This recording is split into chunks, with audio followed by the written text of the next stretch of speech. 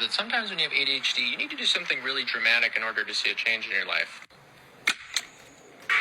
Anyway, the point is that I'm going to regret that. I know I'm going to regret that. Like, I'm going to, tonight probably, have that little rat voice in my brain go, No, not the Benjamin, not the Benjamin.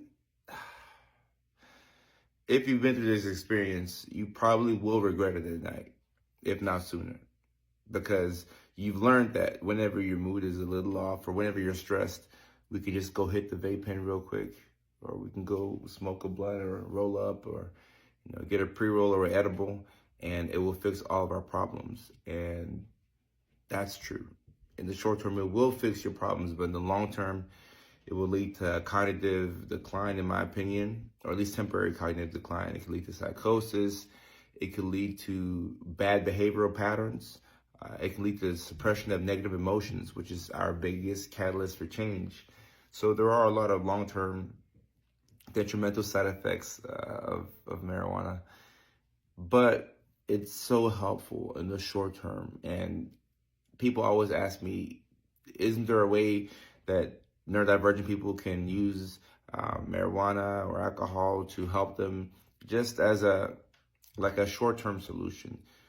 You probably could, but I'm not the biggest fan of it, only because it suppresses your negative emotions. It leads to potentially detrimental negative behavioral patterns. You realize that, oh, there's something that exists that can help me out in this capacity. Oh, I've been frustrated with all these different things, but I now have a solution. I now know what I can do that will help me out. So now you know to rely on this thing over and over and over again. So this is why when people try and stop, you get to day 5. That's normally where I see the difficulty. Day 5, at this point, you're having the cold sweats. You're having the mood swings. The depression is back. You're having the insomnia. You're having the weird dreams. So if you have forgotten why you stopped, more than likely you will go back and start using again. So even if you hammered and you smashed the vape pen, okay, well, we'll just wait until tomorrow because the dispo will be open. I'll just buy another one. You can smash that one too. You go back to dispo, you get 2. You smash one, you got one for backup. One just in case I approach a rough spot. I know I can go back to it.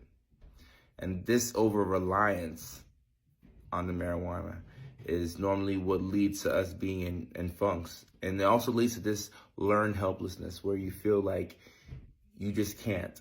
Like you told yourself that you can't. And you say, well, I can't unless I smoke, unless I do this, unless I do that. And now you don't believe in your ability to get things done.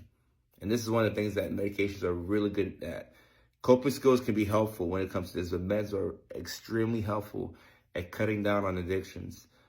And this is why when you give people stimulants, you see a decrease in accidents, you see a decrease in addiction, see an increase in motivation, and you actually start to get things done.